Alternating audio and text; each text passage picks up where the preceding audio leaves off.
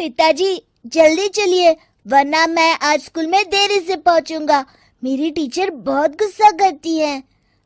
हाँ हाँ बेटा, अभी चलते हैं, बस 2 मिनट रुको। तभी रमेश की पत्नी कमरे से बाहर आती है और रमेश से कहती है, सुनिए जी, आज शाम को आप ऑफिस से जरा जल्दी घर आ जाइएगा। याद है ना, आज आपको मुझे शॉपिंग कराने के लिए लेकर जाना है।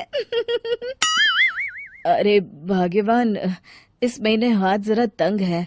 मेरी मानो तो शॉपिंग का विचार कुछ दिनों के लिए अपने दिमाग से निकाल ही दो।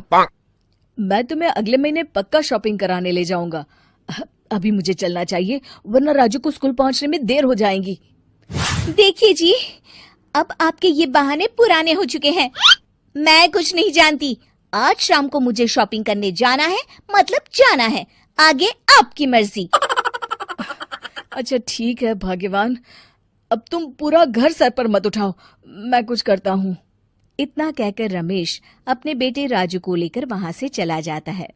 घर से निकलने के लिए रमेश जैसे ही अपनी मोटरसाइकिल शुरू करता है, तभी उसकी माँ उसे आवाज देकर कहती है, अरे रमेश, आज शाम को मुझे कुछ पैसे दे देना। याद है ना, मैंने तुझसे कहा था कि मुझे मंदिर में चढ़ावा चढ़ाना है।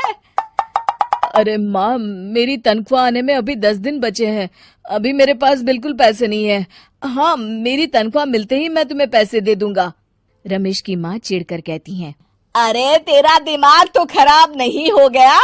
मैंने तेरे भरोसे मंदिर के पुजारी जी से वादा कर दिया है और तू कह रहा है कि पैसे नहीं है। अब मैं पुजारी जी को क्या जवाब दूंगी? तुझे तो मेरी इज्जत की भी कुछ परवाह नहीं है। अच्छा ठीक है माँ, अब तुम गुस्सा मत करो, मैं शाम तक कुछ इंतजाम करता हूँ। इतना कहकर रमेश वहां से चला जाता है।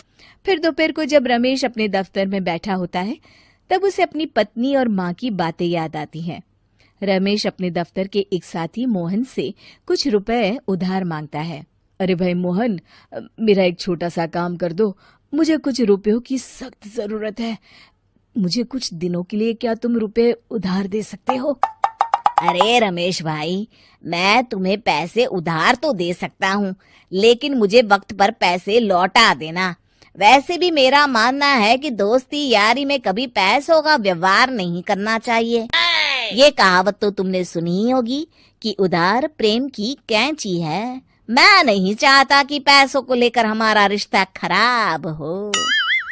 अरे मोहन, तुम बिल्कुल चिंता मत करो, मैं तुम्हारे पैसे वक्त पर लौटा दूंगा। फिर मोहन रमेश को पैसे दे देता है।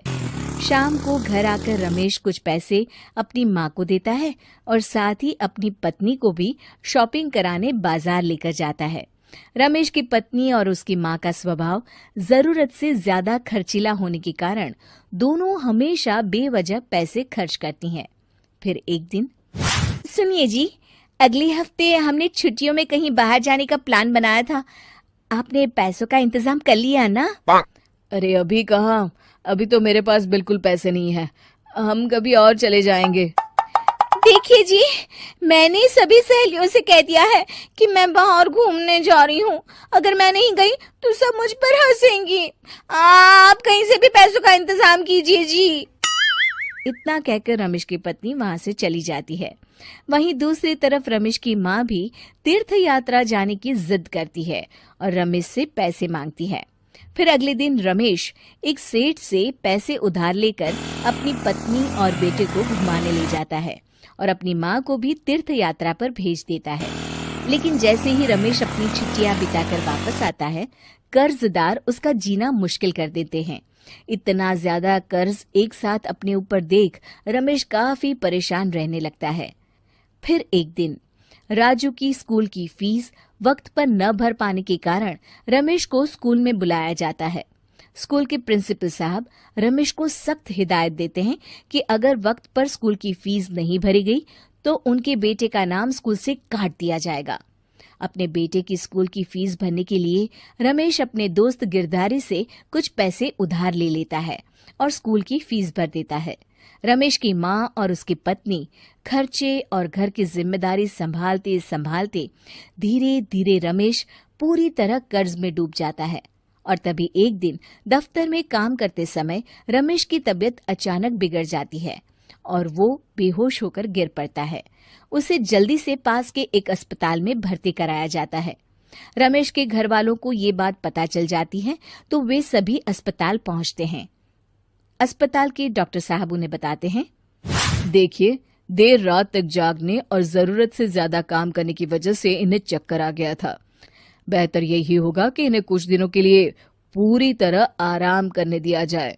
रमेश की हालत देखकर उसके बेटे राजू को बहुत गुस्सा आता है और वो अपनी दादी और माँ से कहता है, माँ, दादी, मैं इतना छोटा हूँ, फिर भी मैं इतना समझता हूँ कि पिताजी दिन रात दफ्तर में काम करके पैसे कमाते हैं। पिताजी अकेला पूरा घर संभालते हैं और आप दोनों अपने फिजूल के खर्चों के लिए उन पर दबाव डालते रहते हैं। आज पिताजी की हालत के जिम्मेदार तो आप दोनों हैं। राजू की समझदारी भरी बातें सुनकर रमेश की माँ और पत्नी को अपनी गलती का एहसास होता है और दोनों की आंखों में आंसू आ जाते हैं। फिर कुछ दिनों के बाद रमेश की तबीयत एकदम अच्छी हो जाती है और वो पहले की तरह अपने काम पर जाने लगता है। रमेश की माँ और पत्नी अब उसे किसी प्रकार की कोई तकलीफ नहीं देते और ना ही उससे किसी चीज की मांग करते हैं। फिर देखते ही देखते रमेश अपने कर्ज के सारे पैसे चुका देता है। उसकी जिंदगी पहले की तरह अच्छी हो जाती है और वो अपने परिवार के साथ खुशी खुशी रहने लगता है। शिक्षा, हमारे रिश्ते एक तराजू की तरह होते हैं जिसकी दोनों ओर जिम्मेदारी और समझदारी का वजन बराबर होना चाहिए।